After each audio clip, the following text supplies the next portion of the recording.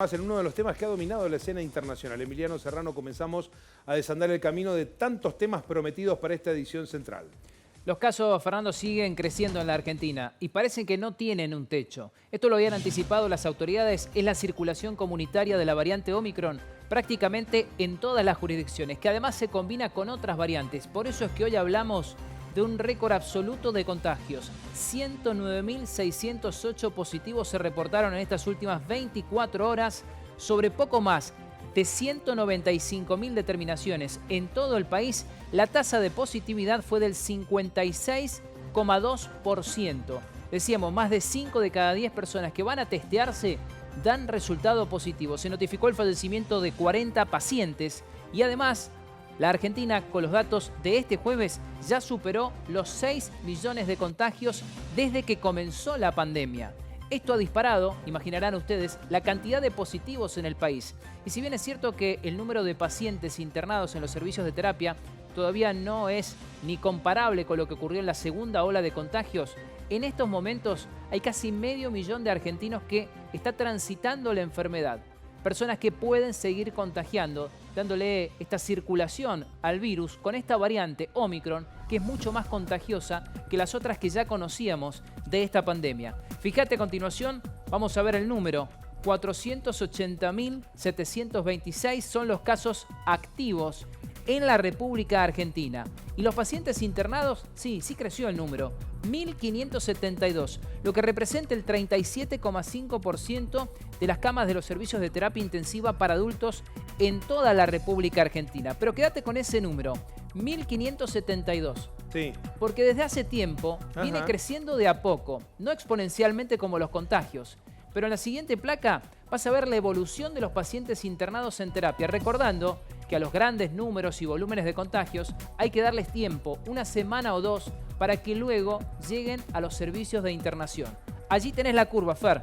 En menos de un mes pasamos de 707 pacientes internados en terapia intensiva a 1.572. Esto significa que se duplicó el número de pacientes en los servicios de terapia, en donde sabemos que la mitad o un poquito más de la mitad son personas que no se vacunaron o que no completaron su esquema de vacunación. Emi, déjame aportar algo.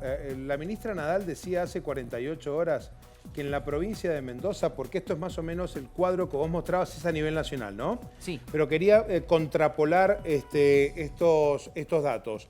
Aquí en Mendoza, Ana María Nadal señalaba que de principio de diciembre a fines de diciembre los casos crecieron 2.900%.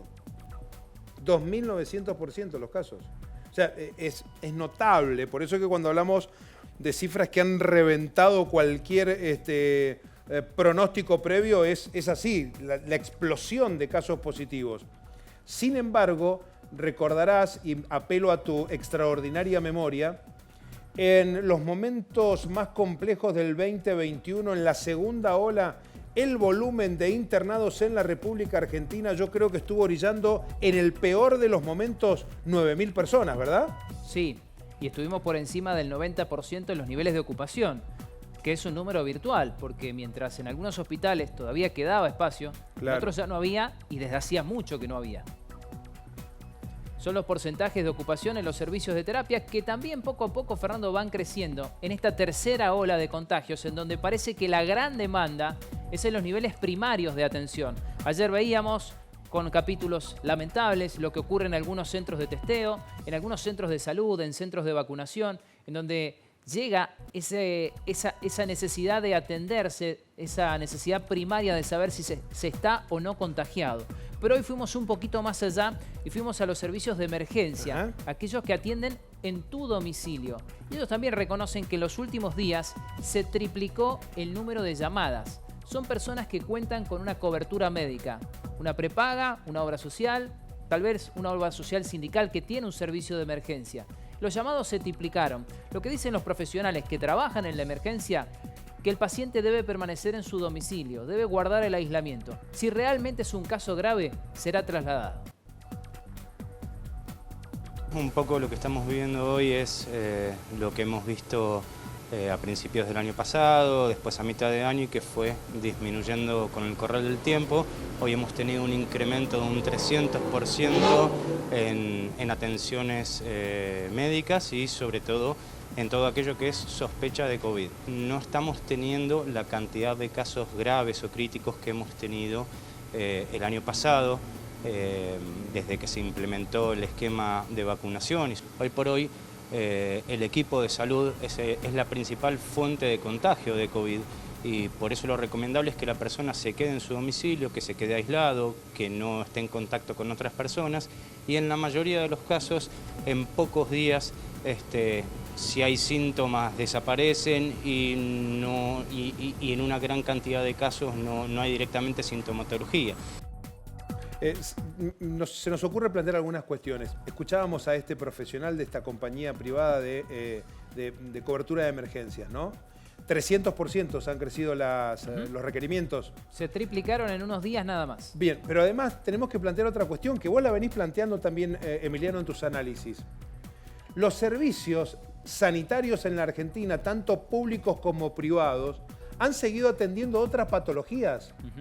¿Se entiende, no? Entonces, un servicio de emergencia, como en este caso, puede acudir ante una llamada, ante una tos profusa, como también a un código rojo en donde la vida de quien requiere la asistencia médica corre mucho más peligro que esas primeras febrículas o líneas de fiebre.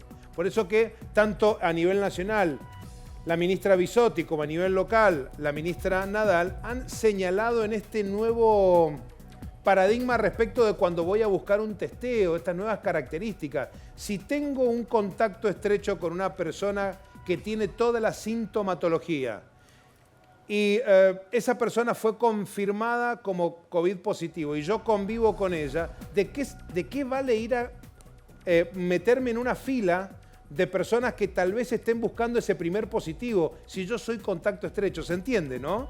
Son los criterios de testeos y hisopados en este cambio de paradigma que propone como desafío la pandemia en esta tercera ola en la Argentina, que se ha visto en otros lugares, pero que en cada país tiene particularidades distintas, porque aquí se demoró lo más que se pudo el ingreso de otras variantes que podían llegar a ser más peligrosas y simultáneamente se está avanzando con los refuerzos de la vacunación. En Mendoza ya se han aplicado más de 200.000 dosis de refuerzo en la vacunación para intentar que poco a poco comience a bajar el número de nuevos positivos. Algo que entendemos va a demorar algunos días. Decime, Emiliano, por favor, porque decías más de 109.000 contagios, ¿cuántas determinaciones se hicieron hoy en la Argentina? Hoy en la Argentina más de 195.000. 195.000. En otros países se testea a 1 millón de personas diariamente, para que entendamos la capacidad de testeo que tenemos o las limitaciones que tenemos también, y no estoy refiriéndome al personal de salud que ha entregado la vida, no precisamente a eso, sino a las estructuras públicas en la República Argentina, tanto provinciales como nacionales. Decíamos, Emiliano, que ha avanzado fuertemente la idea de vacunar en las farmacias de Mendoza. La provincia de Mendoza fue pionera en esto de abrir a demanda espontánea las dosis de refuerzo a los mayores de 18 años. Fíjate vos, esta tarde en la capital federal, Horacio Rodríguez Larreta señalaba que aquellos que hubiesen perdido el turno podían reprogramar su tercera dosis o la dosis de refuerzo. Sin embargo, acá vamos a demanda espontánea. ¿Te parece que escuchemos la crónica respecto de cuándo probablemente las farmacias podrían comenzar a vacunar? Dale, ya se preparan. Ya es un hecho. Al igual que en otras provincias como Jujuy y Córdoba, Mendoza habilitará la vacunación en farmacias. Lo que se está terminando de definir es el operativo y la capacitación de los profesionales. Desde el Colegio Farmacéutico ya nos han informado que esto tiene que ser lo antes posible, vamos a recibir una capacitación y obviamente hemos adaptado todo como para que se cumplan todo el protocolo, el distanciamiento, todas las personas con su barbijo correspondiente y hemos adaptado 2 farmacias que son aquellas que están dentro de la cadena nuestra, incluidas como farmacias con vacunatorio, que es una en Godoy Cruz como referencia de la zona de Godoy Cruz y nuestra farmacia de referencia acá en la zona céntrica, en el pleno centro de Mendoza. La vacunación en farmacias está pensada en una primera etapa solo para los mayores de 50 años. Buscan descomprimir los centros de vacunación para un grupo etario que ha colmado las filas en los últimos días. Nosotros queremos ser de los primeros que podamos servir, porque esto es un servicio profesional farmacéutico, y queremos realmente ser parte de esta problemática que estamos teniendo, del colapso que se está suscitando hoy por hoy en Mendoza y en toda la Argentina respecto a la vacunación de refuerzo y segundas dosis. Hay unas 160 farmacias que estarían en condiciones de formar parte del operativo. Representan el 40% del total de las dependencias en Mendoza. De todas maneras, es un listado preliminar. Luego, el Ministerio de Salud definirá cuáles habilita de acuerdo a la estrategia de la campaña de vacunación. Bien, ahí escuchábamos cómo se prepara el sistema farmacéutico de la provincia de Mendoza para comenzar a vacunar. La demanda de vacunas sigue siendo muy alta, Emiliano. ¿Qué número dabas recién? ¿Más de 200.000 terceras dosis se han inoculado? Más de 200.000 dosis de refuerzo hasta esta mañana, sin contar lo que ocurrió en esta jornada. Ajá. Con un ritmo que ha estado cerca de las 20.000 dosis diarias aplicadas desde el comienzo de esta apertura a mayores de 18 años con demanda espontánea para el refuerzo.